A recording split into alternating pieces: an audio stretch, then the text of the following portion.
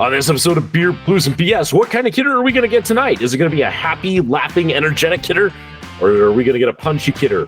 Also, Karma's going to punch one of us in the face. And, hey, I got some good news.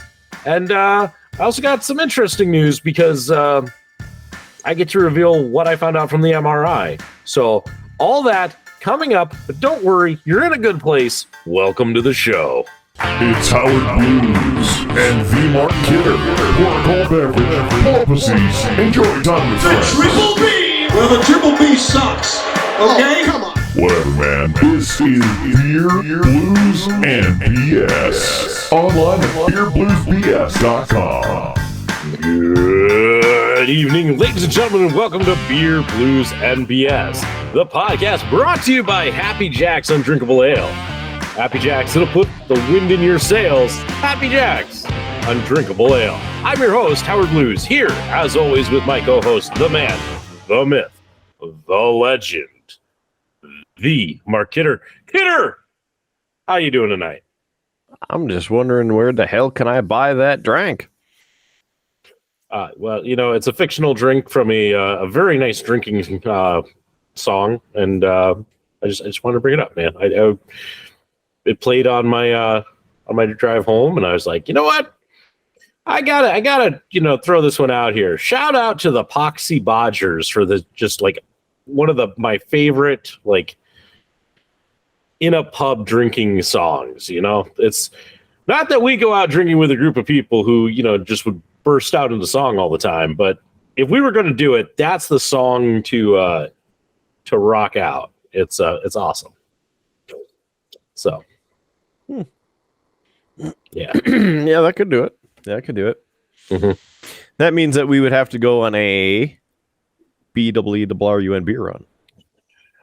Yes, and in fact, I do need to go on a BWRUN beer run. The beer fridge is looking a bit bare. I know I've been gone for a while, but it's looking empty, kidder. I'm gonna have to restock, especially now. And hey, here's some great news for everybody. I'm back. Today was my last day in Medora. I am back in Bismarck for good. And cue the I'm back and better than ever. That's fact. See, I don't need to cue anything. You just did it. Thank you. Maybe you could cue some non-copyrighted similar music. Oh, I'm sure that with that particular rendition, nobody's copyright striking us. So perfect. How you doing? What's happening? Well, I mean, I hit it off with the big news that I'm back, and it worked my last full day out there. I mean, I say that I will end up going back out to the chateau again. In fact, I get to go back next Wednesday for a construction project.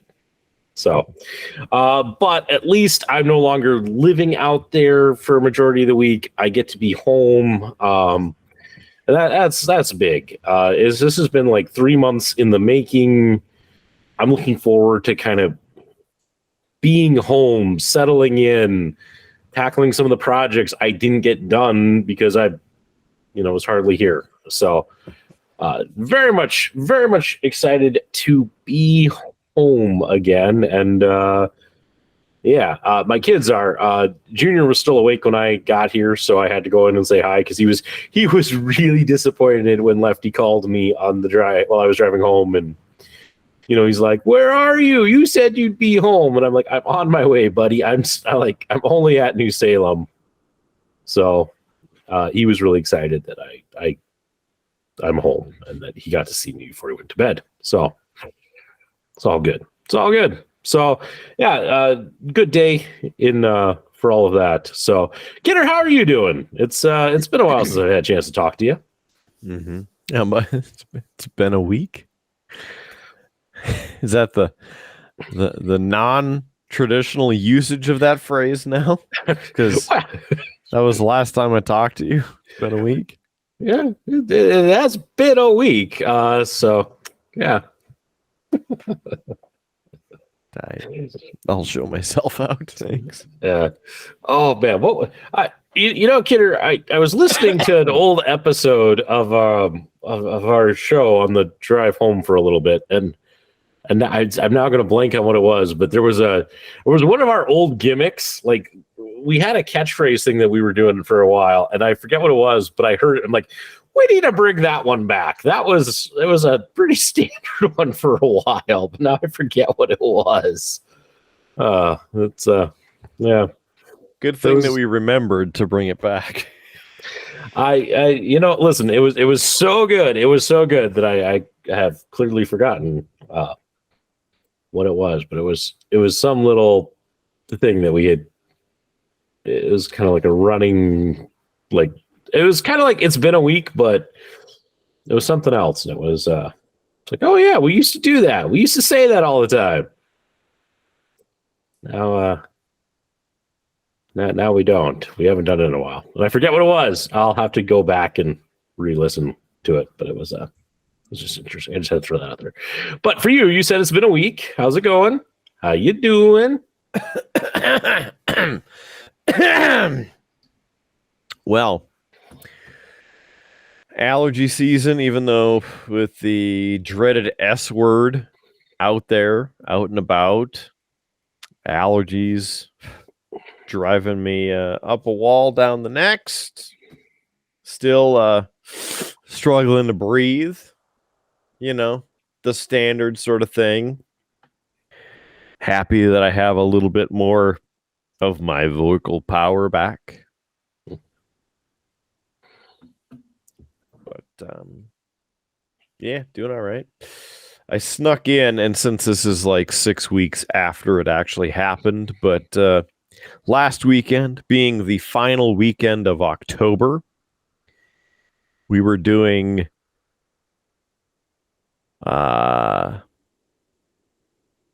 Blocktober weekends. So top of each of the hours, we had 4 in a row from a single artist, and a Blocktober scary good rock all October. Okay, so it was the last weekend of it, last weekend of October, and I threw in 4 in a row from Metallica because there was an Aerosmith block again, and I went, it's gotta go. Disappointed, no Metallica, so I took matters into my own hands, pulled a Metallica, got that going, 4 in a row. And so, of course, it was a Metallica time, into a Metallica time, into a Metallica time, out of a Metallica time, into a Metallica time. So I have to ask, which songs did you go with? Which 4 did you play? Now you're asking me to remember. Mm-hmm. I probably should have written it down, because even though it was a week ago, it's just like yesterday. I still forget. I chose. Let's see here. I went Ride the Lightning, Master of Puppets, Metallica, and Load. So I went in chronological order, and then a track from each of those 4. You see in here, and this is where mine goes. And this is probably why I, Howard Blues, am not a professional radio DJ, because I would have played all 4 of those Metallica songs from the album Metallica, because then not only is it Blocktober, it's also Blacktober. Hey, get it? Because it's the blackout. I'll show myself out.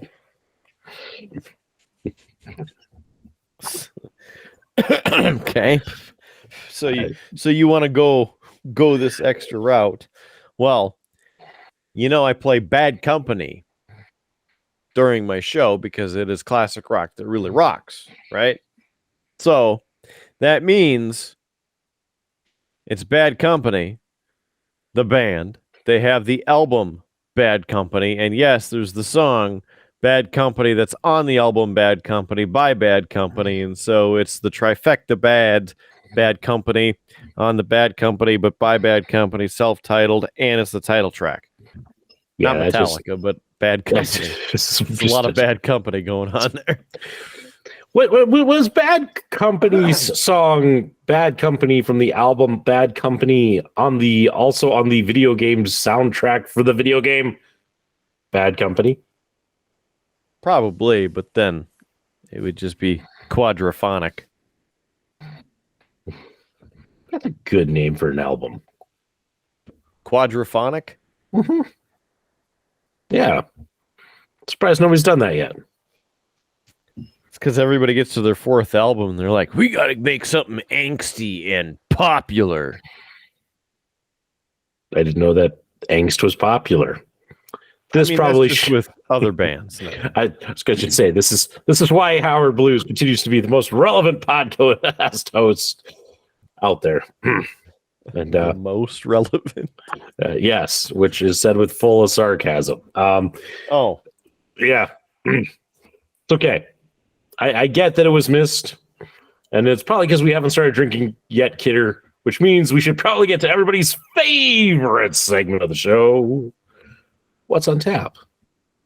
Yeah. I'm going to be dangerous, Kidder.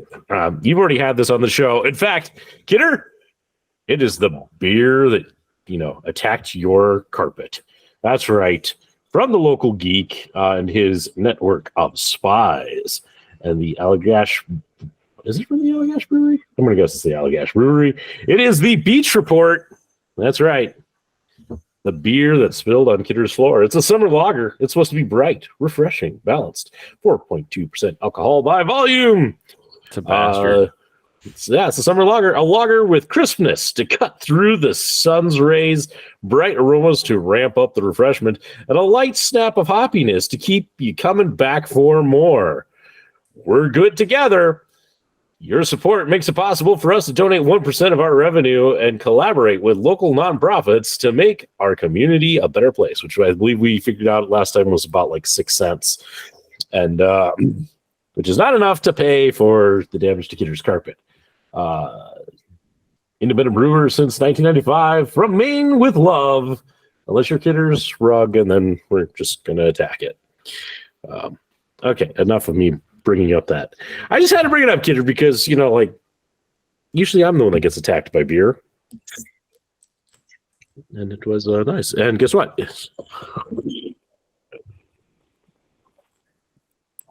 That's karma for you, folks. I don't think Kidder was even watching. I saw it. I saw you running your mouth. I heard you running your mouth. I heard you saying this and that. And then all of a sudden, yep. I just didn't say anything, so then we could capture 100% of it in full screen. That's karma for you, folks. Well, I didn't get any on my carpet. On my cutting mat I have on my painting desk here. Yes. Luckily, I had this paper towel that I use for when I paint to sop up the mess before it got further.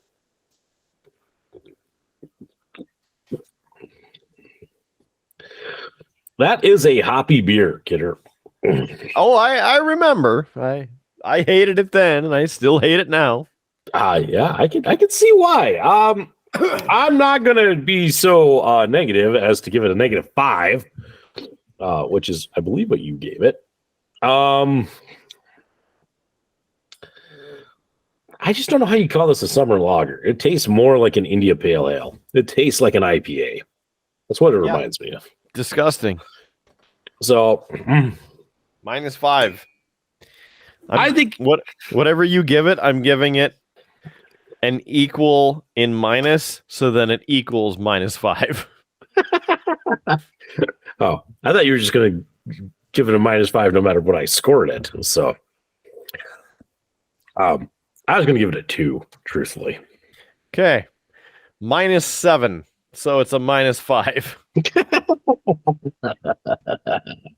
I don't know if that's exactly how it works. We'll leave that up to the local geek. As the official keeper of the drink spreadsheet, he can decide how he wants to put that.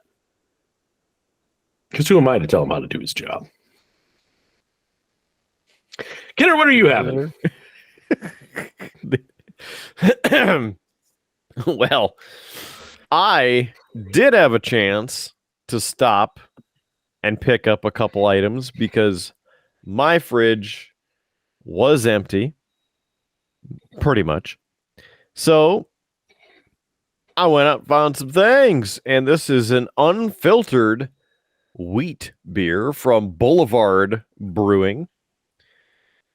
And this is 12 fluid ounces, 4.4 percent alcohol by volume. It is brewed in Kansas City, Missouri. Great beer since 1989. Very simple can. And no, it is not Ball Corporation aluminum, but it's made in Puerto Rico. Do not litter. I believe you. Okay. It was just Okay. like the combination of how you said it. It was almost like the "do not litter" was some sort of slogan, like made in Puerto Rico. Do not litter. It just, I don't know. It tickled my funny bone, Kidder. Happy to help. So we got that in here. Let's go ahead and open this thing up. Just a little tiny bit of foam on the top. There's a nice golden aroma to it, which I would hope that it would as a golden ale.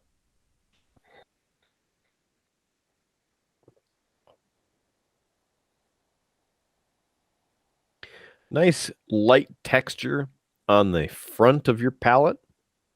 Nice happiness there. Golden amber tasting after notes. Mm-hmm.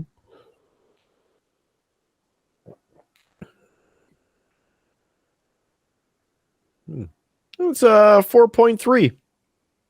2844. Repeating, of course.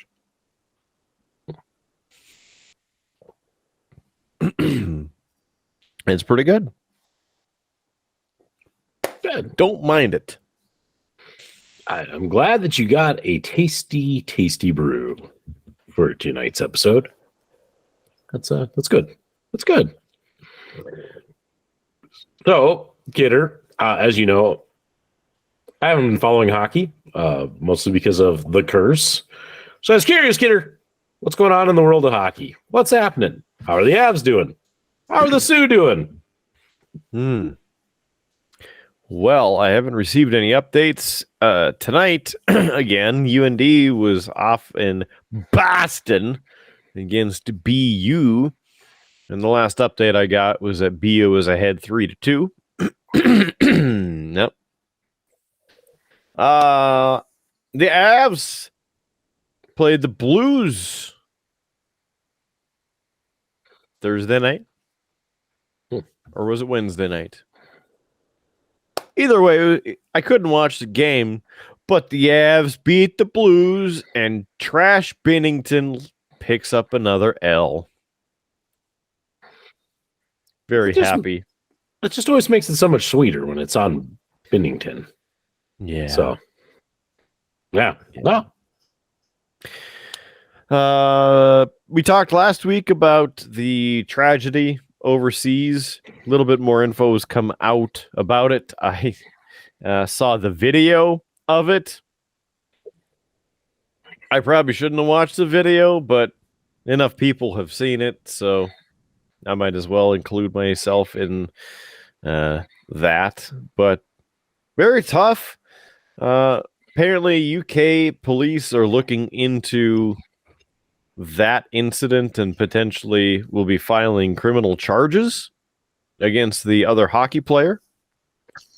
Because you watch the play and how the skate comes in contact is and of course I'm not prepared for this, and so I don't have the names in front of me, but hockey players here, other hockey players here, kind of gets pushed, goes in kind of like this, and as he's coming in, the legs are coming up and ends up going across and obviously falling down, and not good times.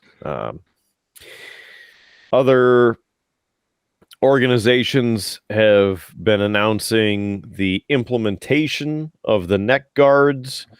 A lot of the NCAA teams will be having them available for next season.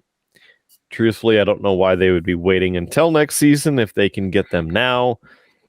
And I think the NHL Players Association will be looking at mandating them as well. I'll add, I don't know if you saw this, Kidder, the first NHL player now to come out and wear the neck guard in a game was none other than former UND Fighting Sioux T.J. Oshie. So, yes. Apparently it's his company, or he's a sponsor of the company, or a main shareholder.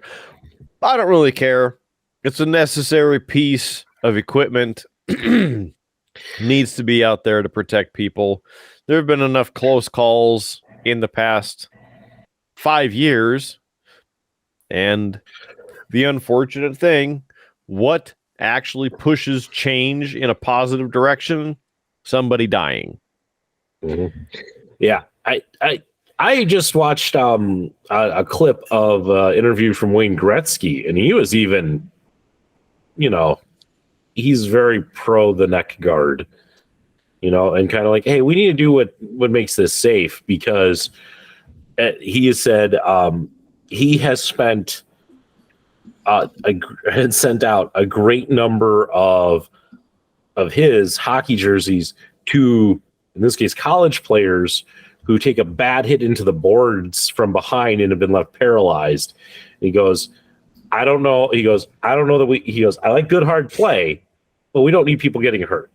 We don't need to be ending careers. We don't need to be, drastically affecting people's lives. It's a game.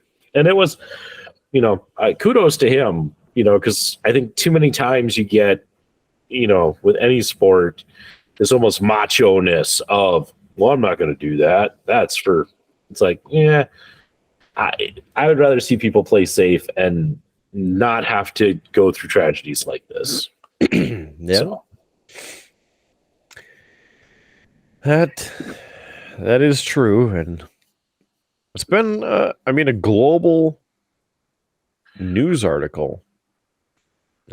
Rightly so. It changes the face of an entire sport.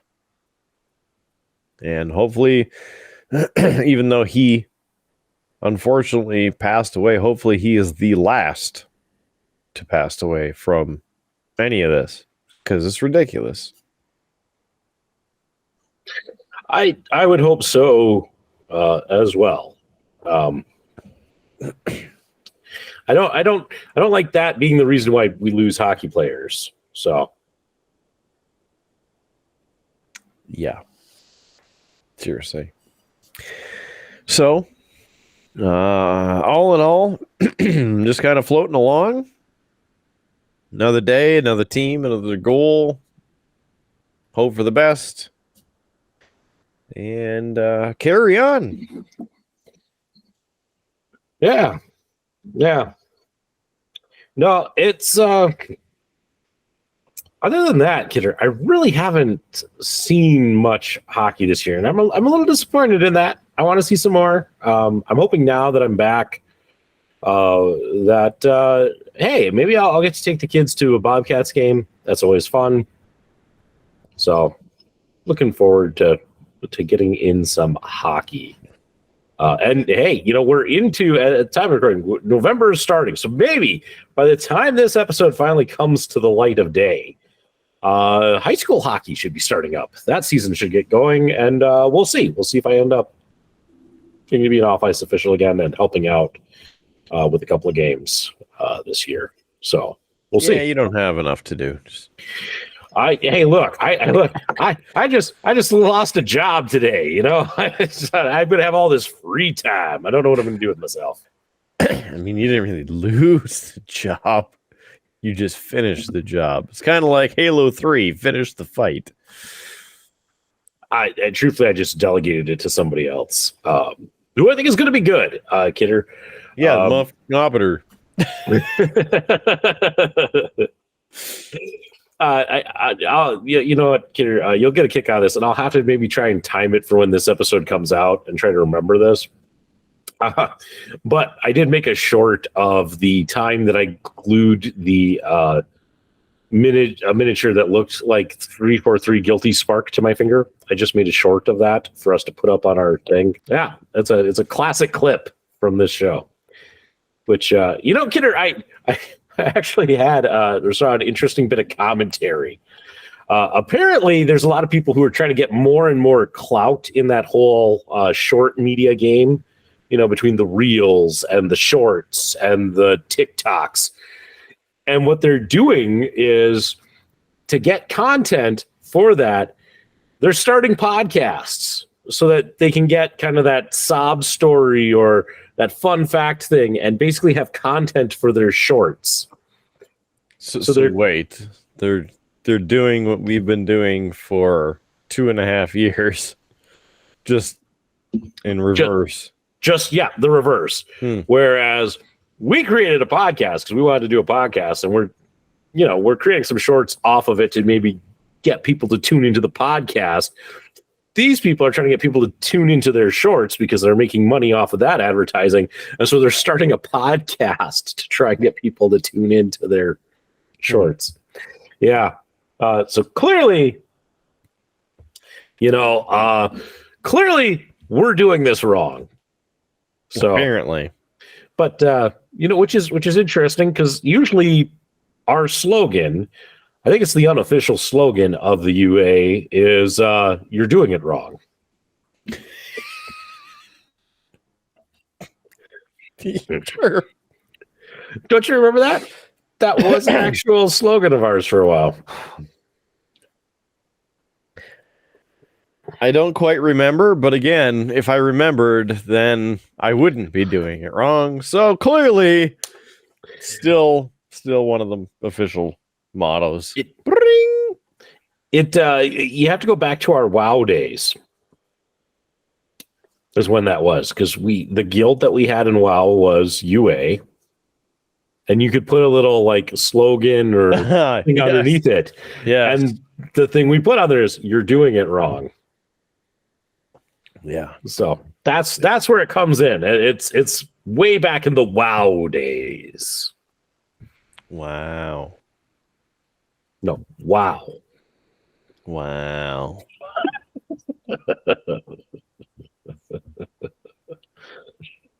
all this fun history that we're bringing back. Sorry, I've been watching Loki, and of course Owen Wilson's in there, so I was like, wow. Okay, it's not your best impression. Wow. Surprise! Wow. Door's been kicked in. Kidder didn't see it coming. Ladies and gentlemen, returning once again to the Triple B, it's, of course, the Brewmaster. It's the Local Geek. Local Geek, how you doing tonight? Hey, guys, I'm doing pretty good. How are He's you? just here to add on to his tally. Build the lead. Which reminds me, I didn't actually share the run sheet with him, so make some small chat while Howard tries to There's share. Nothing on it anyway. Okay, I haven't grabbed the beer yet either, so. Yeah, what's wrong with you?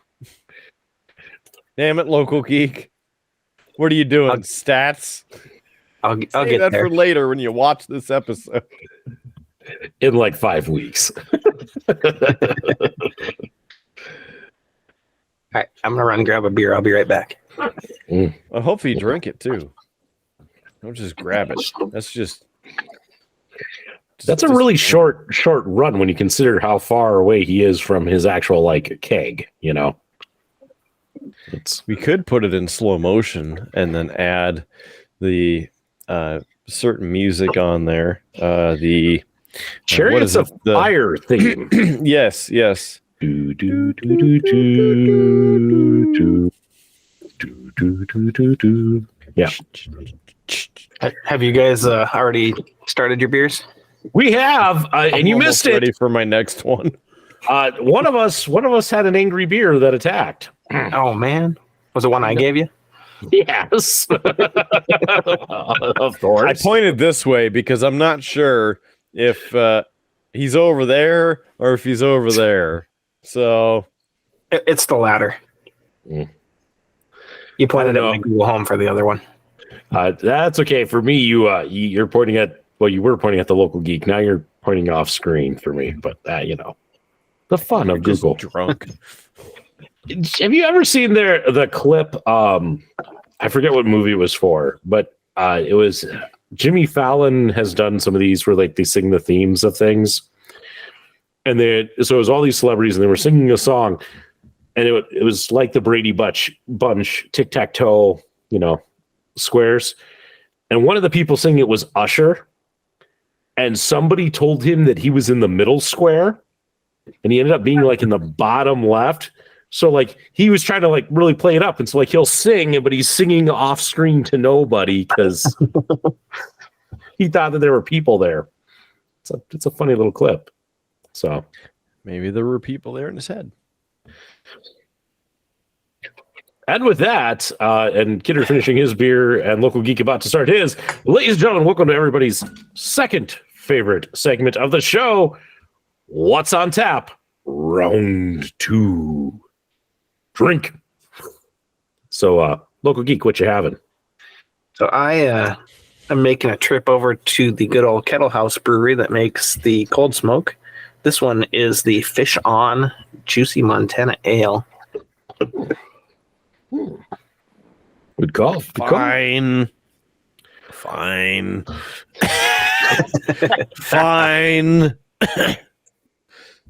Wait, this isn't the same one. No, it's not. What are we gonna do? It's different. You would not like this one, Kidder. Oh, good. You It's have a bit that and hoppy. you enjoy it. It's not Tell us the facts. terribly hoppy, but it is a bit hoppy. I'd give it like a 2.5 out of 5, right in the middle. -8. Gotcha. Okay. Makes it a That joke will make more sense once Local Geek sees the first half of this show. Yeah, I mean, maybe. So, What are some of the facts about your beer? Give us the rundown and the up and down of that down beer that needs to be down the drain. There's not a whole lot on here. It says brewed on the banks of the Big Blackfoot River where Fish On echoes off the canyon walls. It's zesty, vibrant, and easy drinking. And that's really about all they have printed on here. Are you saying there's no alcohol content or ounceage on that? It is a 16 ouncer and it's got 4.8%. Simply astounding.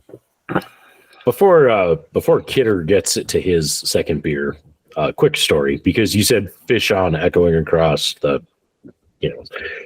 today while I was out at the chateau, me and the new site supervisor, we're counting our downspouts because we're missing some and it's causing some foundation interpretive center. So we were doing that. And I took her out to one of there's a really cool kind of point just behind our interpretive center that you can go stand out on and have just this kind of really cool view.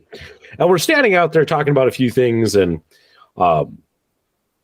she'd asked me a question. I was trying to think of the answer, and all of a sudden, from somewhere, probably up on the hill above us, and I apologize, future Howard, but I have to censor it to tell this story in the correct way. All of a sudden, we just hear this voice, like somebody screaming at the top of their lungs, going, "I hate you!" We're like, what? It was like the perfect still day, and then like that just echoed across the valley. It's like, okay. For the record, I was nowhere near you.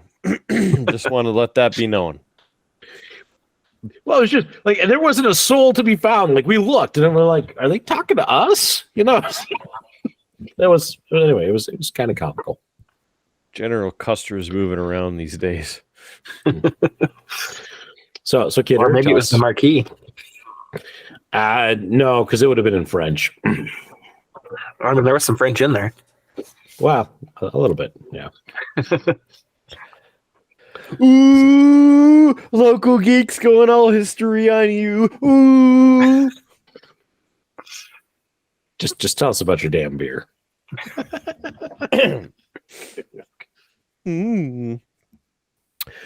Well, Howard's not giving me beer, even though he physically brought me the beer. Local geek and his spy network got this, or maybe just the spy local geek got this for me. So thanks for this.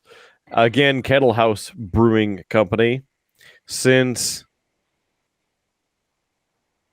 it's all printed like double, so it looks like it's the year 1225, or it could also be 1995, or it could be a few other ones. But this was canned March 29th. Mine was canned April 3rd. So what's interesting is this all came out of a variety pack. So these should have been canned pretty close together, which they were. Okay. Well, apparently it's refreshing. It's unfiltered, much like me, and uses local honey. So there's the nice shiny side of the can. This is the Hellgate brewed and canned by Kettle House Brewing Company in Bonner, Montana. Historic canyon connecting Missoula and Bonner. And Howard, correct me if I'm wrong, but we've driven down this area there. No, we didn't. Okay, well, screw this area and screw the trip to Montana and screw Montana as a whole. I kid. I still like you, Montana. Mostly. No, he doesn't. He doesn't visit. He doesn't write. He doesn't care. 4.8% alcohol by volume. It is a honey Hefeweizen. It is 1 pint in the 16 ounces here. It contains ale brewed with honey. Who knew? Kettlehouse.com. Kettle with a K. House with an E at the end, of course. Because why not? What? Nothing. You're waiting for other letters to show up, or what? I mean, I'm just waiting for you to try this beer. Oh, I haven't tried one of these. I'm interested. I'm curious. Well, look. Here you go. Here you go. Huh? Look at that nice frothy look there. Nice ale. I'll Smells have a to bring little you one sweet. of those then, Howard. I think that's that one and Cold Smoke are the two that I can get up by my in-laws' house. So.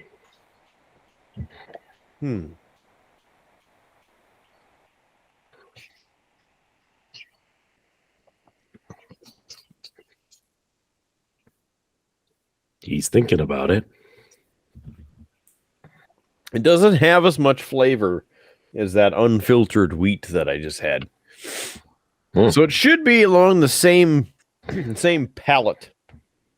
But I'm not tasting the honey. Maybe, Kidder, you need a good palate cleanser. Why don't you take a shot of whiskey and then give it a try?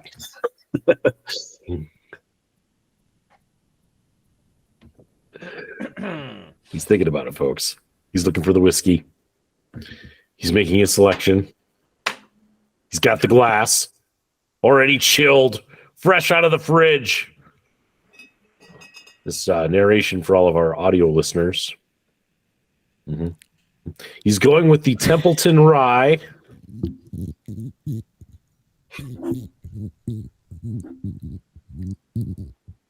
Now he's choking a weasel for some reason. Listen, whatever you call it, do it on your own time, okay? This is a family show.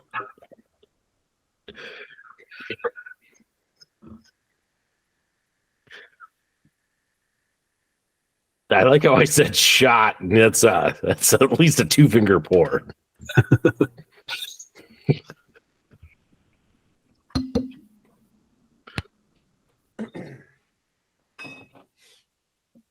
This case, well, I mean, you mentioned the Templeton, but just as a reminder, friendly reminder, this is the Templeton Rye 6-year, the good stuff rye whiskey, 45.75% alcohol by volume. It's a 91.5 proof and a 750 on the milliliters right here. I'd get 5 cents back in Iowa. Made in Templeton, Iowa.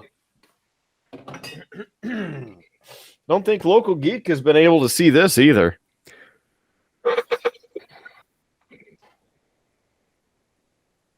Maybe if it actually focuses. Nice.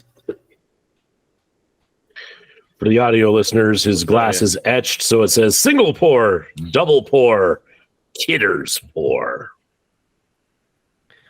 It's not a shot glass. Well, for me it is. It's a highball.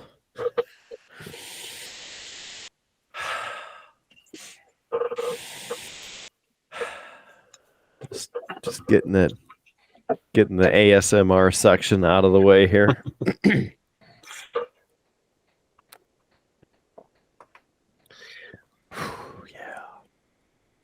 You know, we don't keep time stats on here, and I'm not going to go back and check, but Kidder, I'd say this is a pretty good contender for the fastest to 3 different drinks on the Triple B.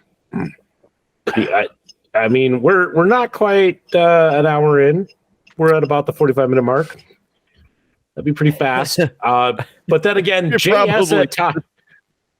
I mean, it's either you or JS, because JS has at times been like, and I'm opening another one. So it'd be pretty close. Yep. Is my audio echoey for you guys, or is it just me? Sound fine to me. Okay. But Kidder's the real like audiophile. He could tell you. Give me a 1-2 what's it's and sing a song or something. I'll give you the 1, 2, 3 check. Oh. Little echo, but I also didn't get the full checking the audio. Check 1, 2, check 1, 2, 3, 1, 2, 1, 2. Test these 1, 2, 1, 2, 3, 1, 1, 2. No. I'm getting it back in my ears. That's why I was curious. I'm using a different headset than I usually use. Why are you getting a little feedback? What do you got going on there? You got to route your audio a little differently there, Local Geek. Yeah, I think it's the new Pixel Buds that I got. It's disappointing. You could have had these nice $20 options off of a certain mass retailer site that doesn't sponsor us. I pretty much jumped straight into the Google ecosystem this time. I got the Pixel 8 Pro, and they were giving away a free Pixel Watch 2 with it. And then I got the Pixel Buds like a week later because my other headset broke on me. So a lot of pixels. How do you feel so far? Let's just right into tech news. We got Local Geek here, so let's tech it up. Not to be confused with trekking it up. That's going to be in a little while. I want to know your review of the Pixel 8 because brother Nico decided to go with the Moto instead of upgrading his Pixel. And I don't remember which one that he had, if it was the 5, 6, 7 something, but instead of the 7 or 8, he went Motorola, as he and I have done for years. I'm happy with it. I went from a Pixel 5 to the Pixel 8. I had the regular Pixel 5, not the large screen version, so I significantly went up in screen size, which I wasn't super excited about. But the Pro also has 4 gigs more RAM and a couple other features that I was kind of interested in, so I decided to go with the Pro. So far, the camera seems like it's pretty great. What was that? What are the other features? The battery's a little bit better as well. Huh. The RAM was really the big selling point for me. So That's why I went with this Moto version with the 128 hard drive, because it also came with 8 gigs of RAM instead of 4 or 6. I think 4. Whatever. Anyway, continue on the Pixel. Show us all of the pixels. I went with the 256 gig version because I had the 128 of the Pixel 5, and I was at 112 out of 128 used on it. So I was like, well, if this thing's going to last me at least 3 years, I probably should get the bigger one. Have not gotten the watch yet. That's supposed to be here next week. The Pixel Buds, I'm really liking. All the different gestures you can do to turn the volume up, turn it down, turn on and off the noise canceling. The conversation detection works really well. If I start talking, it'll pause whatever I'm listening to automatically. That would be handy. Is it kind of like you in a bathroom with the motion sensor towel dispenser? Sort of.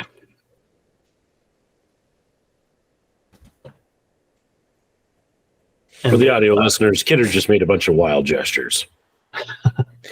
They weren't wild if they worked. My only complaint about the conversation detection is that it activates itself if I start talking to myself at work. What if you start singing? I have not tested that yet. Usually if I have my earbuds in, it's because I don't want other people to hear my music. So, Okay, fair enough. Well, that is a waiting question to I've hear. had.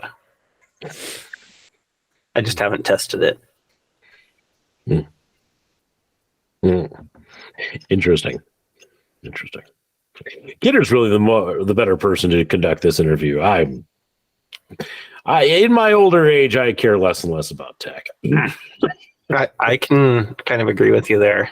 This is kind of annoying. It started detecting. Whoa! Saying it's Whoa! If I had my glasses on, I would do Howard too. Whoa!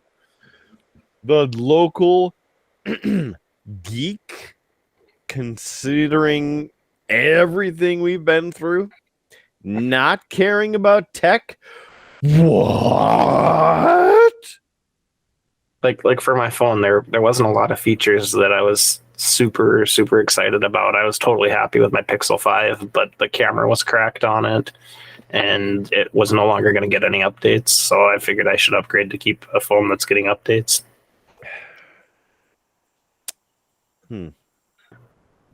That doesn't sound very geeky of you. I mean, keeping updates is geeky. Not if you don't get them. That's why I got rid of that phone, because I wasn't getting them anymore. He's going to have to get sent to a geek review panel. He might have his geek card revoked. I didn't know there were geek review panels. I didn't either. Yeah, because you're not a geek. You don't have to worry about that. As a guy who has 200 some board games, I think I qualify. Not on the tech side, but in other ways. Mm-hmm. I definitely fit there too.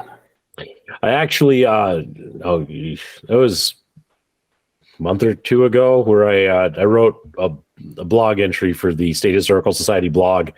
And for that, I'm like, I should really count up how many board games I have and other games. And I forget what the exact number was, but it was a lot.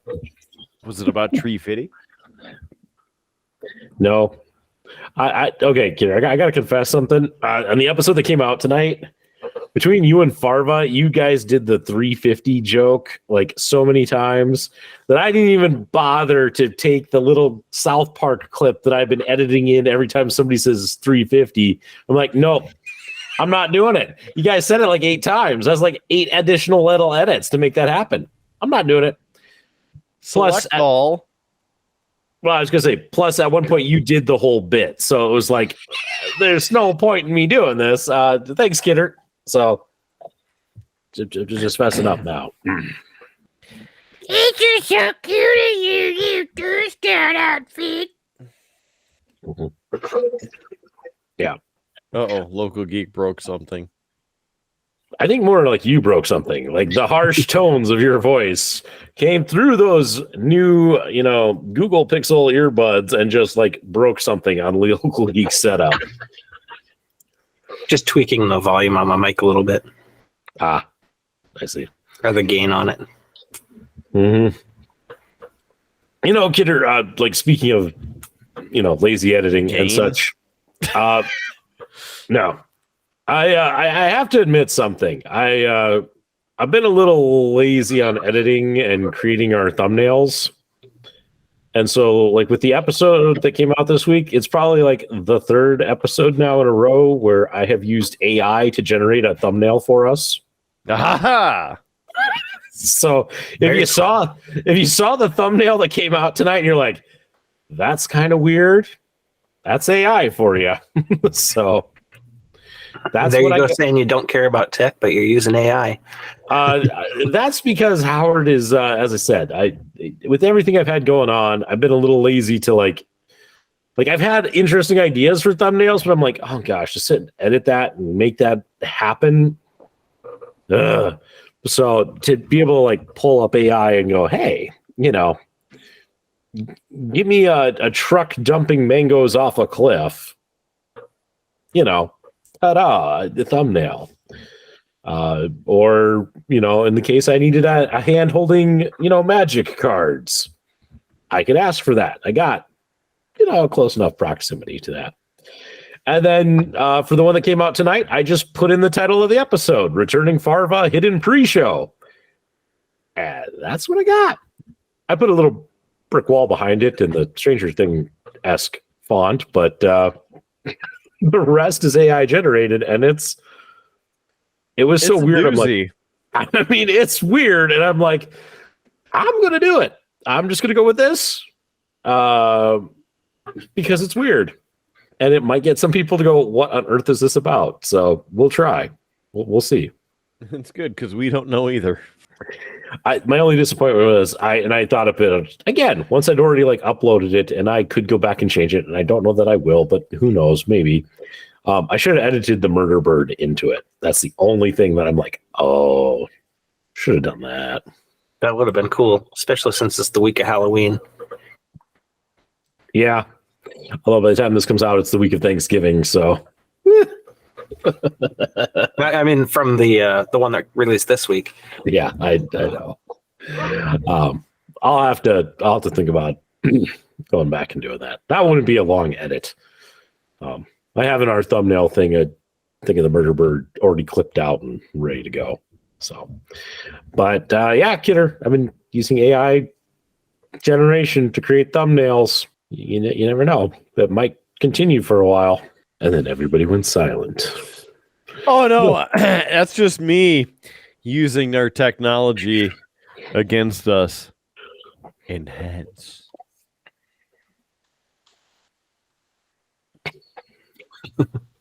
Enhance. So which AI are you using to generate those? I am using Bing. So Bing has a image creation one. Nice. It's not bad. It's done pretty well. And in a future episode, Local Geek, that you will see in like 2 to 3 weeks time, Kidder and I actually did some AI generation live on the show with Nice. it, and it was interesting, and people can look forward to that in a well.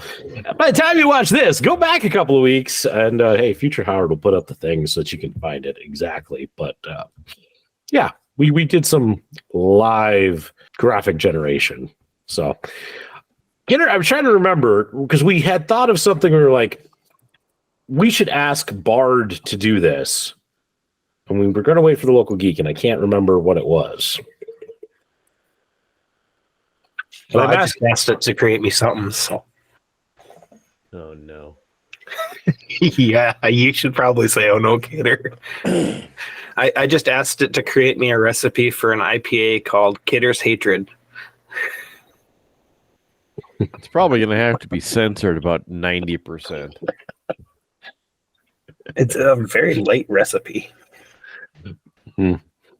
Holy crap, is there hops in it though? 7 ounces of hops. Usually I have between 1 and 2 ounces in the beers I make.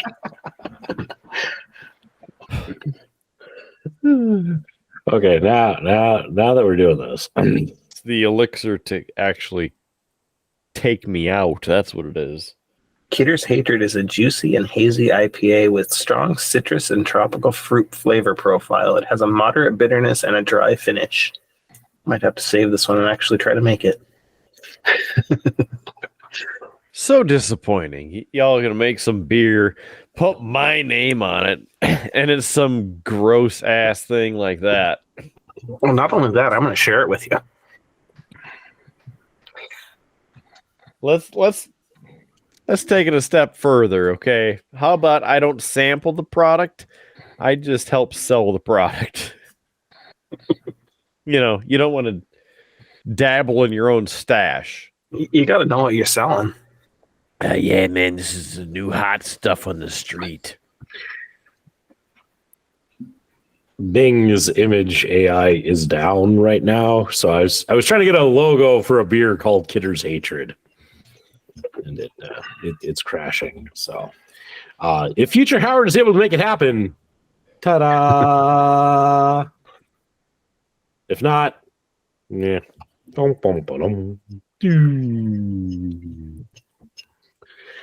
Yep. Man, that was disappointing. That was a golden opportunity. I feel Bart isn't allowed to generate images. Yeah. I'm now as disappointed as I was when I learned that the Sky Bridge was torn down. What? What? Yeah. I'm just going to leave it there. You can send my Emmy to my dressing room. You have a dressing room? Yeah, over there. I thought that was your laundry room. Yeah, pretty much. It's a one-stop shop. Clean them, dry them, wear them. All right. This brought to you by Kidder. Oh, okay. Let's try and get this show back on topic.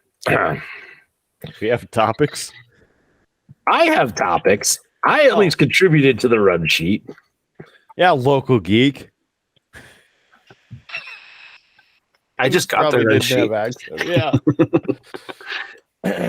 Yeah. That's okay. I'm looking at the thing I was going to talk about next because I realized I hadn't pulled that up in advance. Do you need a filler? Sure. What do you got? Well, I got something for you. And that is a new update. Yeah. New update. Hold on. I got to hit ignore. There we go. Now we can see it. Flashing lights. That's right. We have more lights.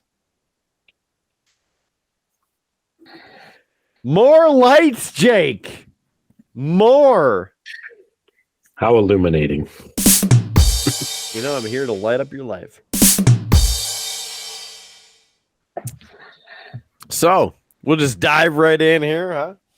Check I mean, it out. I would say no, but you're going to do it anyway. Well, he needed a filler.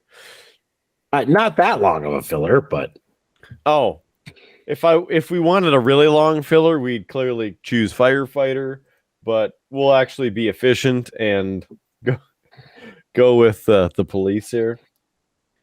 So there we could change our guy here. I see the smile. I can see you smiling. You can't hide.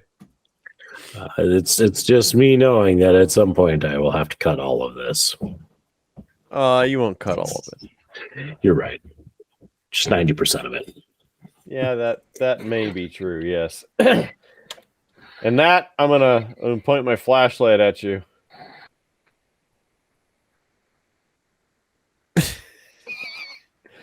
Oh, let's get rid of that. All right. There's a mugging in progress. Yeah, should we go to that or not? Hey, you're the law enforcement professional here. We're just Let's skip spectators We're skipping this- that. on this mandatory ride along. Ain't nobody got time for that. Did you sign your waiver, Howard? No, I'm sorry. You're going to have to let me out of this car. Yeah, you're gonna have to file that under ain't nobody cares. You know, back at the beginning of this show, or at least the pre-show, Kidder gave me the options. Like, do you want me like this or do you want me to be punchy? I clearly, because I didn't make a choice, he decided to go punchy. Man, you had the option, and what happens? The help downhill. The hill's over out of the way. We just have to go over to it. You know, this game is very unbelievable. I can clearly see the Milky Way, even though this is a well-lit city. Yeah, look at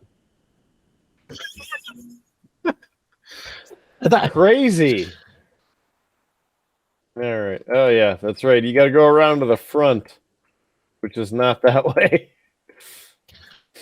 Oh, who leaves all these doors open? Like, who's paying this electricity bill? We're trying to heat the outside here? What's going on? Damn kids and their internet. All right. Clearly, when Kidder plays video games, he progresses into an 80-year-old man. Sure. All right. So we can edit the lights. Let's check this. There we go.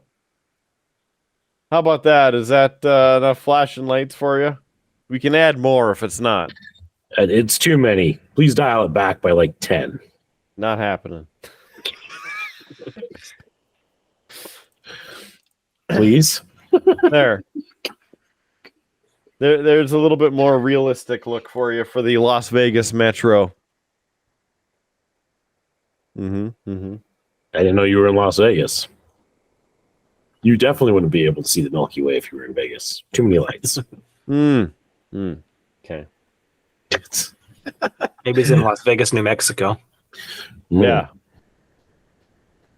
How about that? Got the Arizona State Trooper, or perhaps pretend we're a sheriff for a second before the texture loads. For the ghosted out state troopers. I think you gotta get like the Medora, North Dakota, scheme. I'm just trying to make this entertaining. It's a horse theater. What'd you say, local geek? Somebody was rudely talking over you. I said it's a horse. Ah, yes. That I could see. I mean, more like a tricycle, but There you go. Get the van. Yep. Here it is. What else do we have here? Ah, yes, the green and white. There it is. Las Vegas. Ah, yes. Okay. And I don't know if you remember this there, Jaco, but they added the Pursuit Ford truck into the game. I mean, why would I have remembered that? I don't know, but it's something you need to remember, clearly. So let's add some lights to it. Look at that. What do you think? I mean, there's too many lights. I don't even know what you did. What do you mean? You can't see it? All right. I could add a light here too, but that's just overkill. Glad you like the beer, Kidder. Yeah, it's pretty good. I never gave you an actual rating on that. Give it a 4.0831. I don't remember, which one did I give you, Howard? Was it the Fish On, or was it an IPA? You gave me an IPA. I haven't tried it yet, so coming in a I future haven't either. episode. Coming in a future episode. I literally just grabbed one of the 4 that I had in my kegerator there, and happened to be this one. Anyway, now that Kidder's done with the flashing lights demonstration, I mean, I'm not really done, but yeah. In other words, Kidder's no longer sharing the flashing lights demonstration, so I can talk about a Kickstarter. All right. Yeah. And this one is by my friends over at Reaper Miniatures. They are actually doing their own role-playing game and role-playing game system. Of course, by the time this airs, the project will be over. But, Reaper's pretty good about late pledges for quite a while, so you might still have a chance to get in on this. But what they have decided to do is create their own role-playing game based off their Dungeon Dwellers setting. And so it's kind of going back to very simple rules. It's very similar to 5e, but a little different. So you can see just some of the things. They're doing a few things different. So, like in this case, 4 classes is all there are: fighter, cleric, rogue, wizard. They've changed races to folk is kind of their new thing. But the idea with it is it's fairly open. So, like, you could take any setting and easily convert it into their system. So. The Kickstarter comes, of course, with several different hard copy books. They're working on stretch goals right now. So let's see where we're at 83,000. So they've gone through this, which is to add a new setting source book to it. They've been adding miniatures through, so the monster centipede was added recently, and right now, if we can make it to 90,000, this ogre becomes available. And at 100,000, these metal fortune coins. Excuse me. Here's their map, kind of revealing all their stretch goals. And here we're in the different pledge levels. So for $99, you get the core box, which has the print edition of the 3 main rule books. So the player's guide, the game master's vault, and then the denizens of the dungeon. So the basically the monster manual comes with several adventures, a set of dice, some fortune tokens, and then all of the unlocked miniatures. So the 4 basic heroes, the grub, some goblins, even a couple of adventures thrown in here as well. And then they have just the print edition, which is just the books and adventures. They have a digital edition if you just want the PDFs of that. And then they have, for those who maybe just don't want the game but just want the miniatures, they have a miniatures only pledge as well. So that's their newest one. It's coming, as I said, coming to an end here in 14 days. I have already backed it, so I will be hopefully seeing this in the future. So I'm excited. Not that I get Are you to getting the books? Or I am do the minis. I'm getting the books and the minis. I went for the whole collectors. And not that I get to play a lot of role-playing games, but I like having the library and such, and who knows, maybe one day I'll get around to playing more of those. It's the other kind of cool thing is that they are making with their monster manual, they are including any monster miniature that they have done in their Dungeon Dwellers line since they started that. So there are miniatures already available for some of those. But if you have a bunch, like me, they'll tie into that book. So kind of makes a bunch of them usable. So yeah, it's very cool. I like supporting them. They do so much good kind of for the community in that. So willing to give them a shot at this. Yeah. So and Junior's getting to be that age where he'll be old enough to do some basic campaigns at least. Yep. I know my little guys, like, we've started talking a little bit about fantasy and some of that, and he has found my miniatures and he does play with some of them. So nice. We're getting it. He's got his own set of dice even. Nice. Yeah, I gave my little guy a set of dice, and when he was littler, he kept wanting to play with my dice, so we got him like a 2-inch D20. And my wife's cousin was over. He's the one that usually GMs our games, and so he was, of course, showing him his dice, and so they sat down and they did like a little mini adventure. He was just, you're walking down the path and you see a robot limping in front of you. What do you want to do? And in traditional player style, he goes, "I want to eat him." so he goes, "Okay, well, you got to roll for it." So he rolled a 12, I think. He goes, "Well, that wasn't enough to eat the whole robot. You ate his arm and you got full." And so then the robot continued down the road, and a little bit later, he stumbled upon the robot in the grocery store, and he goes, "I want to try to eat him again." And he rolled a nat 20 that time, so he got to eat the robot. Yes, eat the robot. Nice. Yep. He was pretty excited about that. Yeah. Yeah, no, I haven't done anything like that with Junior quite yet, but he does have his own set of dice to play with and such. But I have a feeling he's going to be a gamer. Nice. We haven't had a family game day for a while, but I know he likes to get really involved and likes to play with us, even if it's just rolling the dice and some of that. So nice.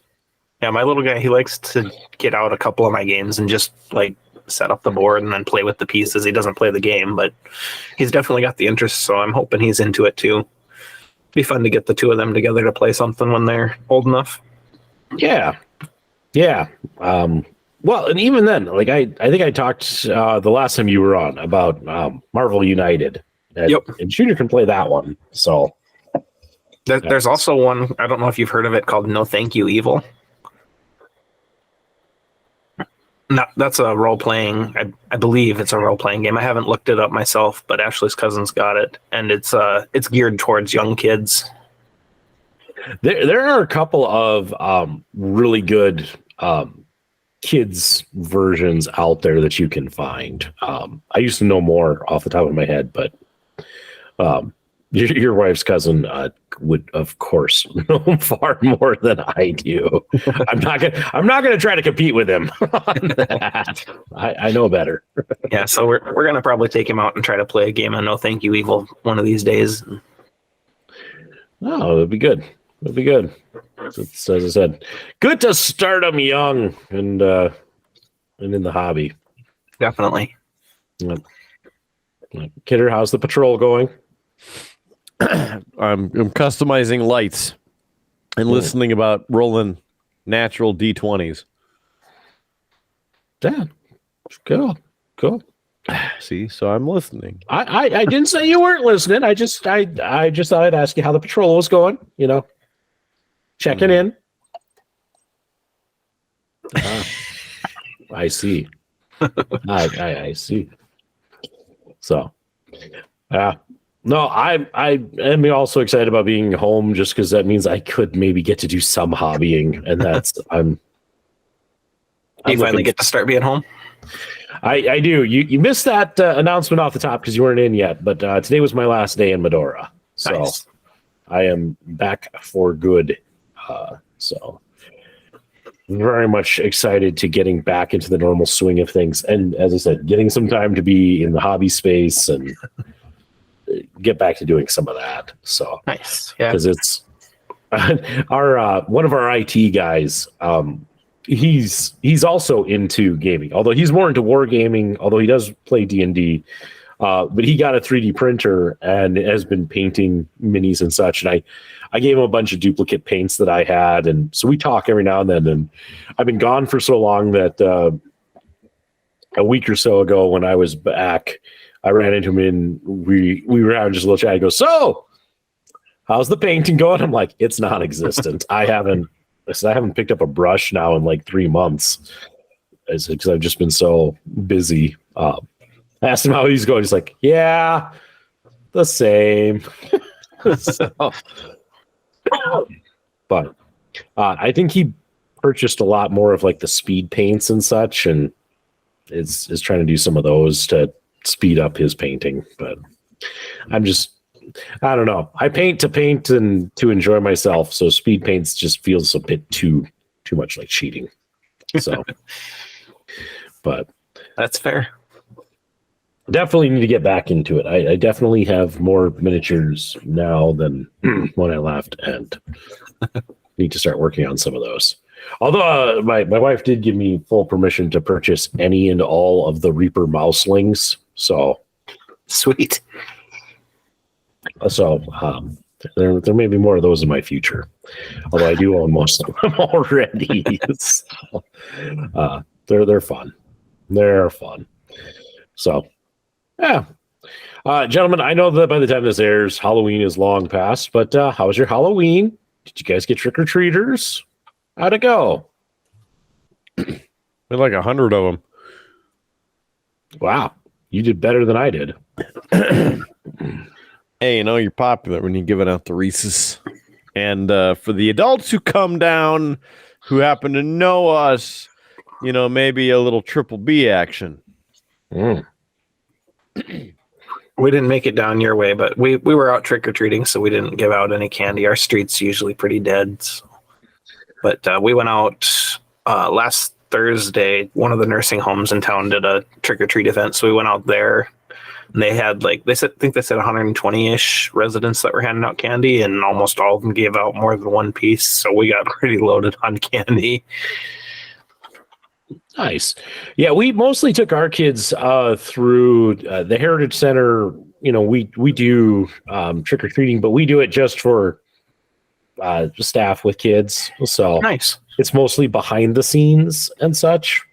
So we went through and did that with the kids, and they had fun with that. And then they did a little bit around the neighborhood to some of the neighbors that we, get along with, and just to kind of so they could see the kids and all of that.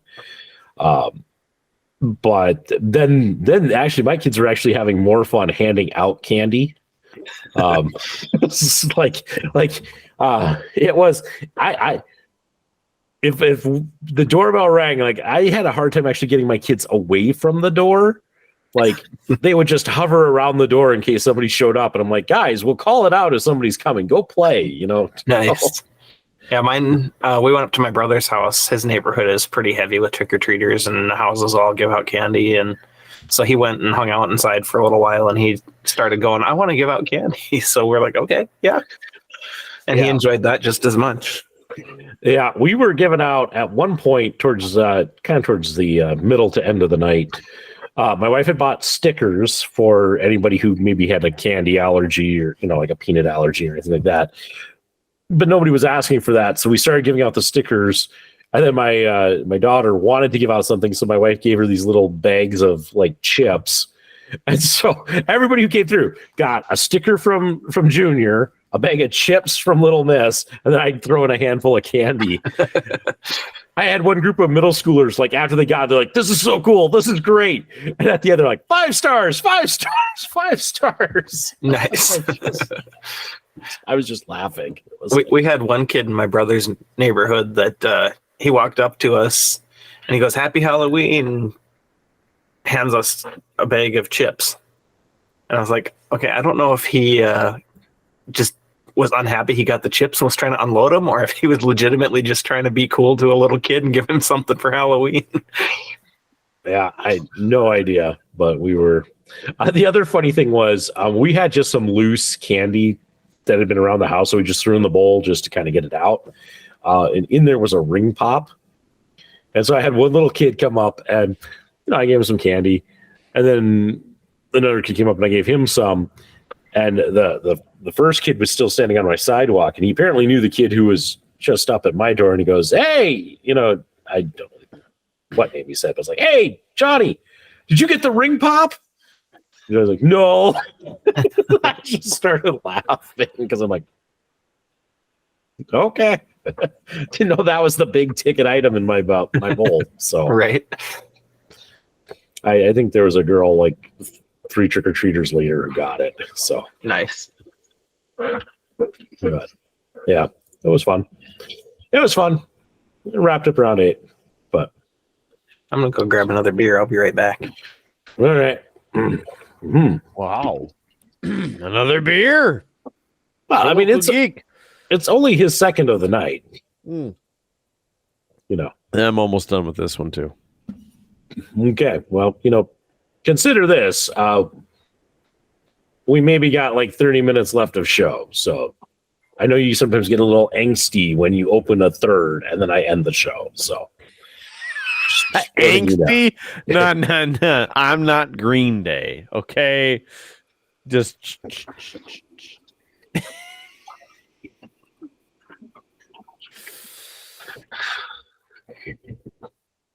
Howard's frozen.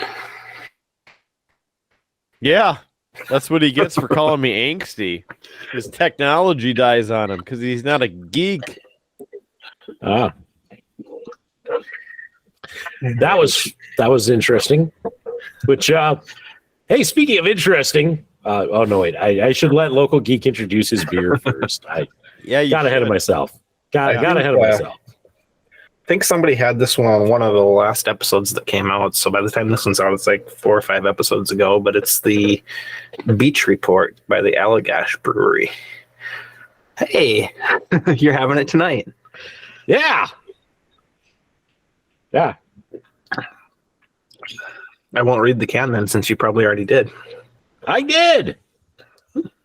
That's not bad. It's really light. I rated it a 2. Yeah, there's not a ton of anything to it. It's very light, easy drinking. It's a little bit more hops than I was expecting with it. So I'm not getting a lot of hops, but I also just had a ale, so yeah, this is my one and only for tonight, so it's very hoppy. So I gave it a 2. Kidder then immediately slapped on a -7, so that I got a score of a -5. That was the one that was angry too, then, wasn't it? It was the one that was angry. And if I remember right, Kidders was angry. Kidders was angry. So, hey, a recap in case you missed the first half of this show. Howard may have been mocking Kidder for the fact that the beer was angry and spilled on his floor, and then his got angry, and Karma basically kicked Howard in the ass. And mine did not get angry, so. Yeah, Kidder also said something about too much hops to it, but I'm not getting a ton of hops off of this one. Clearly, Local Geeks' taste buds have been stomped on, drug out into the street, and shot because that thing was a pile of straight into the trash. I think that the Local Geek just needs to clean his palate with a shot of whiskey. I don't even know if I have whiskey in the house. What? That's what we call a callback, folks. We're a tequila family.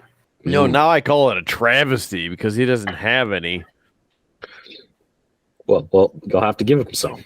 Just leave it on his doorstep. Speaking of whiskey, though, Kidder, Thomas Moriarty's has another whiskey sampling thing going on. Are you going to go to that one? No. Can't. Anyway, because of that, to pick this back up, I started saying I'd seen something interesting. This back up. Like, I found, guys, probably one of the best, worst examples of Photoshop. And it was on a package for an actual product that I saw in Walmart. And I have to share this with you because it was just that good. Gentlemen, I present the Neon Accent Light in the shape of a skull. But here's the best part. This lady here, clearly working on her computer, completely happy with being illuminated by her skull lamp.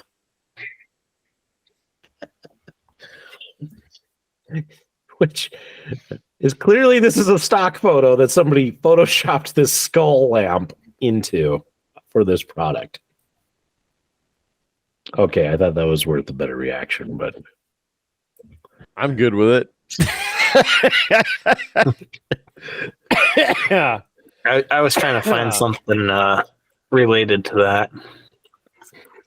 I'm not sure I'll find it quickly enough. I just like how I built this up. Like, hey, I'm going to get some comments. You guys are going to riff on this. Well, it'll be good. And you guys are just like, that's bad Photoshop with a skull lamp. Move on now. No, I'm just, I expect it. I mean, she looks like a masochist, so she's probably a fan of this show. Which, speaking of, hey, we've gone up quite a few subscribers in the past month or so. So you were almost to 150 last week. Not quite that many, but I appreciate the thought. We're up to like 141 in subscribers. So I think it was 143 on Monday when I was watching. So anyway, if you're new around here, thanks. Welcome. Glad to have you here. I promise Kidder's not Where have always you this been the punchy. past 2 years?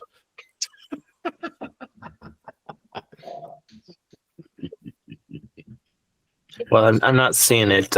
When we were in Minneapolis in August, we went into IKEA, and they had little lamps that looked like a human head. Like, no face or anything. It was just the shape. Like, there was little divots where the eyes should be and a bob out where the nose would be. I can't find them on their website, so clearly they weren't a big hit. Yeah, that sounds weird and not like They were very weird. Oh, you gotta love weird products. You just gotta. It's always fun. Always fun. Hey, speaking of weird products, you can go to streamlabs.com/beerbluesandbs. Beer Blues BS. Type it up, Beer Blues BS. Right there, Streamlabs. Lots of great products. Stocking caps, shirts, sweatshirts, shower curtains, pint glasses. And you can subscribe to the show. Local Geek, still waiting on your donation to come in. Really appreciate $1 a month helping your starving and very, very thirsty podcast hosts. Streamlabs.com/beerbluesbs. Just hear the chairs squeaking as he swings around. Hey, I got the squeak fixed. It's not near as bad as it was last time I was on. The key phrase is nearly as bad. Yes. I do have over there, though. You can kind of see it, the fermenter there. Yeah, we're coming up on mini DNA season and such. How much longer is left on the old cooking process there? I'm going to put the blueberries in it probably tomorrow, and then it'll sit on those for about a week, and then it'll go into the keg. All right. And if you throw the blueberries in for longer, is that good or bad? It probably wouldn't do a whole lot. I tasted them the first year I did it after I bottled it because I didn't have kegs at that time, and the blueberries had no blueberry left in them. They were just totally soaked with beer. They were very hoppy. Hoppy blueberries. At first, I was going to say you should leave them in there, and then he said hoppy. I'm like, get those sons of out of here. Kidder, not standing for any hops. Yeah, no hopping. I can pop a few of them in a Ziploc baggie and bring them over to you. No hops allowed. Wait a minute. I need hops. And with that, Which, I've got hops. vacuum sealed. Look at you. I need to bring a little liquid death. And following off of Howard's lead, this is the Grim Leafer. Sweet tea, agave, and vitamins. Wow. That's what every Triple B fan needs is vitamins. I'm glad I started a trend here with the whole liquid death. This smells like ass. I never recommended that service part of it though. I had this Sorry, one. I had water. That's sorry. I made a local geek almost end up with an angry beer over there too. Yeah, you're just jealous that mine didn't end up on the floor. You're trying to make it happen. I mean, I wasn't really like trying, but it'd serve you right for getting all those hops up in that business. So this is a micro dose of natural caffeine, 30 milligrams of caffeine in this can. It is 19.2 fluid ounces. I don't know why it's 19.2 because it's 568 milliliters. So why wouldn't you just make it 500 milliliters? You just have to make it this obnoxious sized can, I guess.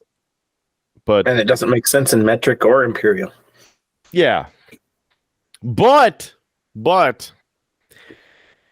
Ball Corporation aluminum. There it is. There it is. Look at that. Yeah. I mean, it'll focus at some point. Look at that crystal clear focused image. Yeah. Recycle or die. What else do we have on here? But I was going to say, how is it? You took a sip, but you didn't tell us what you thought of it. I'm still marinating on it.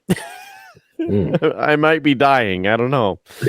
This is the Reaper. Psychotic can of sweet tea will use agave and B vitamins to savagely murder your thirst and turn its insides into balloon animals to book gigs at children's birthday parties. 30 calories in this can, 15 milligrams of sodium, which is odd because it's water.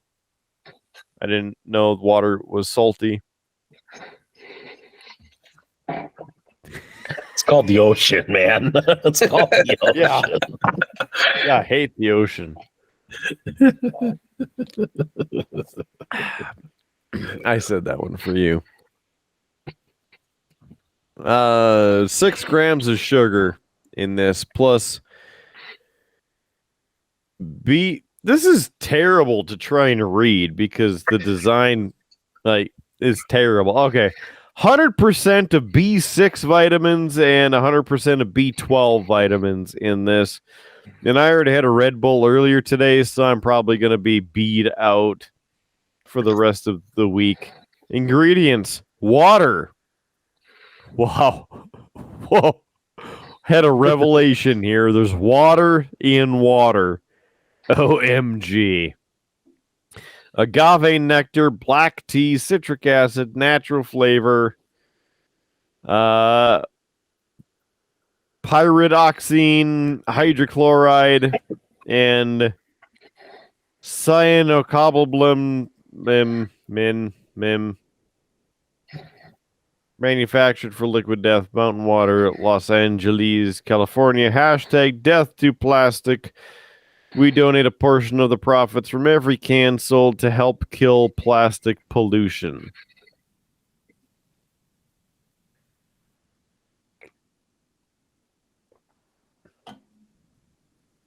I do enjoy the bit of taste of the sweet tea, kind of like the Monster Rehab drinks. So it's like that tea taste, but then with water instead of the flavor that you would get with the Monster. So with this, 2.9. All right, not a bad rating. So, since Kidder, you bring up the liquid death, and anybody remembers last week, I had one because if you recall, I got to spend Monday, or at least the beginning part of Monday, getting an MRI and and really having basically a whole scan of head, neck, spine, checking me out, and I can share, Kidder, because I got my results on Wednesday, and the good news, no new lesions were found. So, for those who don't know, a second lesion would have been an easy diagnosis of MS. So, no new lesions, no scarring in my brain, a very healthy scan, and even the one existing lesion that we know of actually was very faint. It wasn't inflamed and such. So, the good news, it was a very healthy scan. The bad news, we still don't know what's causing all of this, is the issue. And so IPAs. Yeah, I wish it was that simple. So my neurologist is suggesting, and I will probably take him up on it, but to go to Fargo and actually meet with a different neurologist who specializes in MS. Because there is a possibility with the way an MRI works is basically, it takes a picture and then it moves you, and it takes another picture and it moves you, and it takes another picture. And it's supposed to be very thin slices. And it's very possible that something could have been missed. But we want to kind of check it out because I think I said it a couple episodes ago, the new kind of look on it and the new stats and studies that they have found, males, especially white males, they're, who are 38 or younger when they've had their first incident, are 51% likely to have it turn into MS or develop into MS. So I'm at a very high risk level. And so there are treatments I could take, but they can be life-changing in themselves. They can have some pretty nasty side effects and things like that. And so it's kind of that, do you start taking those without a true diagnosis or not? So that is what we're going to be looking into. The other part of it, and I really haven't gotten into it a whole lot, is with this last kind of set of attacks, part of it has been chest pain, actually. It actually hurts me a lot to sit. It just feels like a tightness and a gripping on my chest. So, gentlemen, on Monday, I get to go in for a stress test. And then on the 29th, they're doing a CT scan on my heart. That said, all of the blood work they've done on me looks good. They don't really think it's my heart, but they want to rule things out. It's very possible that it can be this nerve stuff that is causing this tightness feel. Because there's some things that just don't line up with the heart. Like, it doesn't hurt when I'm up and moving around and active. It hurts when I sit, is the big thing. And that just doesn't play well with, the idea that it's a heart or a cardiac problem. So, because normally it would be being active hurts and resting feels better, but it's the opposite. So that is the current fate. So while the good news is right now, doesn't look like any new lesions, looks like I'm still healthy.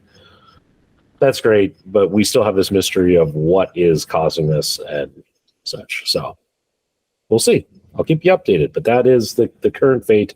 I'm just glad, I was really worried of them finding something this time around. So you mentioned that lesion was very faint. Is that something that could completely go away, or is it always going to be a little bit there? It's always going to be there. It's basically a scar. So basically where my body attacked, it's the spinal column. And so the lesion is kind of the scar of that. And so that is still there. And it can still, when I'm overly tired and I'm overly stressed, it can cause inflammation back there and cause a flare up and can cause all the symptoms I'm having. So it could just be that this is one really nasty flare up, which is what we're hoping for. truthfully, if I do have it, it's very slow moving. The fact that this was my first scan in 2 years and there's nothing new. If it had been MS, my brain, the way that my neurologist put it would be, it would look like it had been eaten by moths. It would just have looked like a bunch of holes from it, from all the scarring. So, not showing any of that. Even the some of the reflex tests and such that he put me through, I actually did better than when he saw me 2 years ago. So that's part of why this is a mystery. It's not, in some ways I'm doing really well, but yet I still have all of this, the weakness in my arm and legs, the heat sensation that can be sometimes very painful and crippling. And then, as I said, this tightness in my chest, it's all, I'd like to figure it out if there is something that can be done, because I kid you not, I had barely made it to Dickinson, and just sitting in the car, it just, as I said, it just felt like pressure, and it made for a very painful 2-hour drive home tonight. I'm just I travel, so much for work. If I can't do this, then I could be in trouble. So overall, good news. I'm very happy, but I still, at the same time, I want to figure this out and know what it is and know what I'm dealing with. Right. So yeah, it just sucks not knowing something like that. It really does. And not knowing what I can do to kind of control the effects. I know getting plenty of sleep helps. I know trying not to be overly stressed helps. But I can't always control that. And even then, I can have bad days where it's I have gotten plenty of sleep and I'm not feeling stressed, and yet it can be very painful at times. So I'd like an answer. I'd like to know what I'm dealing with. Yep. So I've got a friend who'd been struggling with an issue, not totally like yours, but lots of pain, trouble sleeping, things like that. And after years, he finally got a diagnosis, and they finally got him on some meds that are starting to work, which is great for him. So, right. And that's, that's the thing. It's not knowing what this thing is and how to combat it is kind of my thing, because it's also a thing that just makes you live in constant fear. Because if I have a bad day, it's is this new? Is it a flare up? Is it, do I need to go in and get seen right away? And I hate that fear of unknowing, of hey, my arm is getting numb and weak and tingly. Is this something I should be concerned about, or is this just a bad day? So it's been a lot of kind of paranoia with it. So which doesn't help any state. And I will say I've been doing a lot of reading stuff suggested to me by my neurologist, things just to kind of read to be prepared for options. And they, one of the things reading about, just even with MS, when people have these attacks, it also tends to affect mental health. And a lot of times you suffer a lot of depression-like symptoms. You might not actually be clinically depressed, but just having the attack, they have found that people with MS during those times, they lose interest in activities. They struggle with, feeling inadequate or being wanted. And I have felt some of that with this flare up. I'm not going to lie. There have been some mental health challenges with it this time around, which is also part of why it's scary. It's part of why I forced myself to talk about it on the show. It's a way to kind of voice at least what I'm going through, so if anybody else is going through it, it's hey, I know it's just it sucks. But it's also nice to, as I said, to be able to share, because I keep very tight-lipped about it. You know, I'm open about it on the show, and I'm open about it with you guys and with my wife. But like, I had colleagues at work that knew that something was up with me medically, and I just actually just told my boss today what was going on. You know, so it is because I can't stand the constant like, "How you doing today?" I'm like, I don't, I don't want to talk about it because it's just that then like. Are you asking because you're just being polite and asking, or, you know, is it, you know, judging what I'm able to do at my job because I have this, you know, limitation. So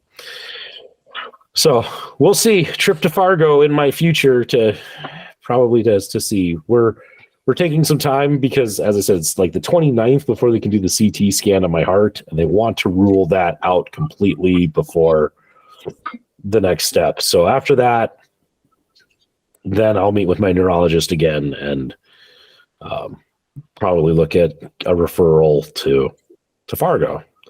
And I am just hoping that one, since I just had the MRI, they don't make me take another one. And two, they don't ask for a lumbar puncture because that went horrible last time. And I refuse. I don't want to put up with that crap again. That was the most hell I've ever been in was after that. So, but enough of this sad, depressing news. I know Kidder wants to get back to playing flashing lights. No. Okay. I'm more concerned about you, bro. Well, I was just doing this to key up Kidder that on all of this chat and the beer and the flashing lights, Kidder, we've been chatting for quite a while. It's time we wrap this show up. Or something along the lines of cheap plugs. Maybe some not so cheap plugs. You know, maybe cheap plugs that are like $3.50. Like Kidders. about $3.50? Yeah, like about $3.50.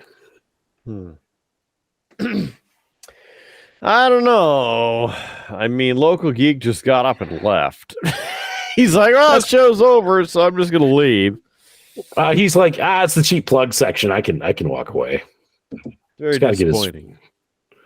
He's got to go. He's got to go figure out his final thought. He knows that's coming after the cheap plugs. He's gearing up, man.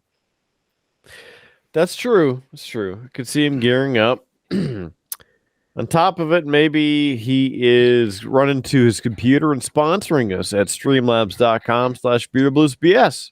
It could be. It's hard to say. Yeah. Streamlabs.com/beerbluesbs. It's right there at the bottom of your screen. Or if you're listening to us, it's in the show notes. Please visit often. Yes, you. We would appreciate your help. Starving, thirsty podcast hosts. We want to keep this show rolling. So we could use your help. Streamlabs.com/beerbluesbs. You can buy the merch. That helps. Or sponsor the show.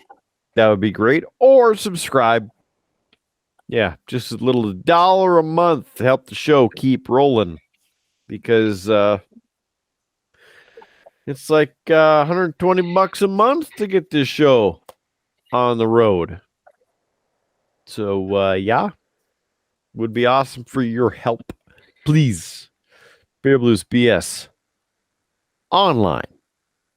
Just search Beer Blues and BS anywhere, anytime. And streamlabs.com/beerbluesbs for the support. And if you donate through there, when we do the live shows, your name will live in infamy in the bottom of the screen. Yeah. How about that? I know. And all you got to do is donate $1. It's that easy. Local Geek's like, I could sponsor this. Yeah. Aside from that, we have our website, beerbluesbs.com, beerbluesbs.com, our home in cyberspace. All the audio links right there, plus our Facebook, Instagram, YouTube, and the other merch store. Plus, you can buy us a beer or a round at beerbluesbs.com. You see the beer bubbling up. Click that. Bam! You buy us a beer or buy us a round. It's that easy. And then you get the graphic and the intro and everything. And a big thanks from us with your personalized message. beerbluesbs.com. Looking forward to having you sponsor our next round because it's been Local Geek for a while here. Thanks, Local Geek and your network of spies. I was going to say, my spies kept you guys pretty stocked for a while. Yeah. Now we're running dry. We gotta buy our own beer. All right, let's continue on. That got pretty pandering there pretty quick. So aside from that, make sure you like us at Facebook. Make sure you like us on Instagram. Follow us there. Make sure, please and thank you, hit the sub button right below. Click the thumbs up. The thumbs up gets us in front of, more people because the algorithm and things. So thumbs up. Smash that sub button. We appreciate it. Also, if you have any and all of the audio platforms like Spotify, iHeartRadio, Pandora, Amazon Podcast, Google Podcast, Apple Podcast, subscribe for free. Click the show, like the show. We appreciate it. It's all available right now for free. All the audio versions available there, plus on Stitcher, TuneIn, IMDb, Player FM, Podbean, and there's probably a slew more. They're available right now. If you have a podcast service, you're watching this, thanks for watching. If you're listening to this, thanks for listening. If you have any of the other podcast services, just search for Beer, Blues, and BS. And please hit subscribe. You only have to listen to us on one of the platforms. I mean, listening to it, all the platforms would be all right too. But just subscribe on all of them. That would be cool. And we'd appreciate it.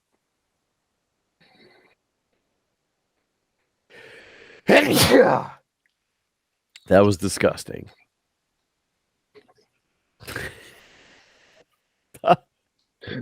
I partially broke Howard because he didn't know what was happening for a second. No, it's because I know what's in the behind the curtain in the episode that came out tonight. And so that when you sneezed and with what you said, it reminded me of what's in behind the curtain. Which is a good behind the curtain. It's pretty funny. I'm excited to check it out. Yeah, it's a good episode, the one that came out this week. It's got some laughs, got some jokes, good times. It's got my thumbs up already. I just haven't had a chance to watch it. Yeah. You'll enjoy it. You'll enjoy it.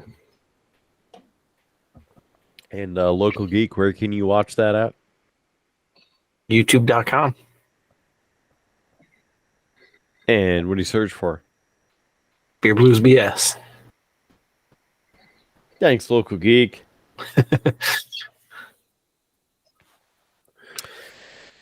Yeah, that's about it. Follow us on Facebook, comment, help us out, buy the stuff. We need money. Sponsor the show. Thanks. Final thoughts. Local Geek, you're our guest for tonight. Go ahead. I'm not sure I have any. I guess I could mention I had a Wasatch Devastator last weekend, and I thought it was a pretty good beer. I was looking back through the reviews on it, though. You guys didn't seem to like it quite as much. Clearly, Local Geek, your palate was corrupted. You need to go have a shot of whiskey. Maybe. I'm trying to make that a thing. We'll see. It probably won't work. I mean, at this point, probably. He gets up and leaves. We're trying to wrap it up, and then he leaves. Okay. Before I fall asleep, final thoughts there, Jaco. Clearly, your palate is corrupted, and you need a good palate cleanser. I recommend a shot of vodka. No. Okay. I tried too hard with that one. Nothing too much. I've kind of expressed it's been a week, Kidder. A lot of emotions, a lot of tension, a lot of everything, and I'm just glad to be home. And that's really I can't emphasize that enough. I'm so glad to be back home. And yeah. And hey, having a little bit more free time. Get back to editing this show on a regular basis. So, yeah. That's it. Short, sweet, simple, to the point. How about you? You got a final thought, Kidder? We never ask you. Nah. I think it's time to get out of here. I agree. Go Sioux. Go Avs. And with that, it's about time. Oh, Local Geek's back. Do you have another final thought? Got nothing. Because you abandoned us, so I was still listening. he still left. All right. Well, Should I have for put those up who the, abandon us and those who don't give us your likes, we still appreciate you, whether you like us or not.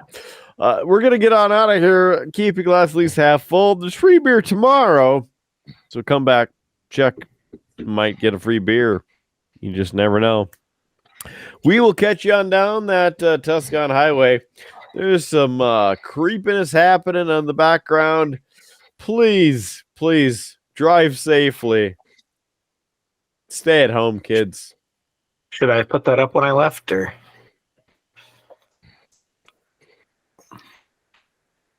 I mean, you have a green glow, so that's kind of interesting because it's coming from the wrong area. But anyway, we'll catch you on down that creepy Tuscan Highway. Have a good rest of your whenever you are. And we'll see you on the next episode of Beer, Blues, and BS.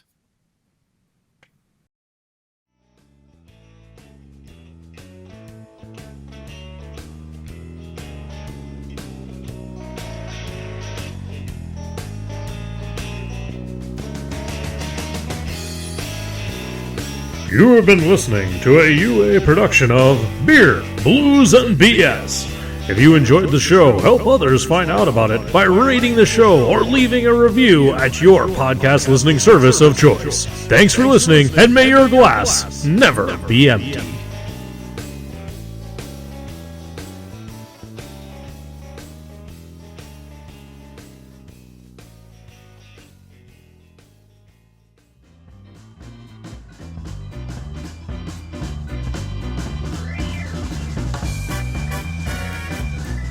UA Productions presents A Glimpse Behind the Curtain.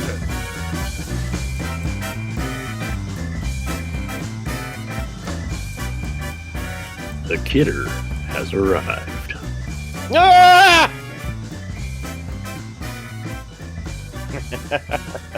Solid start to this episode already. Are we done yet?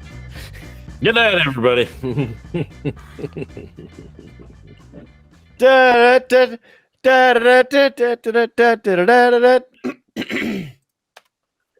our exit music is not quite that bouncy. Behind the curtain music is bouncy, but not our exit music. Oh, I know. It's more of the behind the curtain. Because then you just get it over with. It's done. It's out of here. See you on the next episode. Beer, Blues, BS. I just realized, episode 132 came out.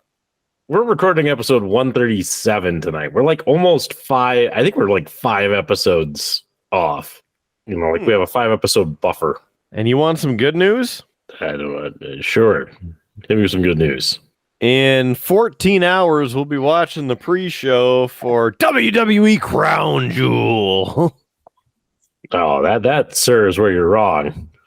In 14 hours, you'll be watching the pre-show at the WWE's Crown Jewel. Don't threaten me like that. I'm going to turn you in. Guess it means we're doing a live show tomorrow night. I mean, at this rate, we might have to do this one live. Oh, snap. Do I even have enough schnapps to do a W? How many matches are on the WWE card? Have you looked? No. Okay. I was just curious if this is enough schnapps to get through it. Maybe. We'll find out. If not, I got vodka. So here's the real question. You want me like this, or do you want me punchy? I don't really care. Oh, I just want to get started so I can go to bed. Oh, well. I'm tired. I was up till 1 a.m. yesterday. Or today. But then I got up at like 6:15. So the sleep Love it. be a calling. The sleep be a calling me, man. All right.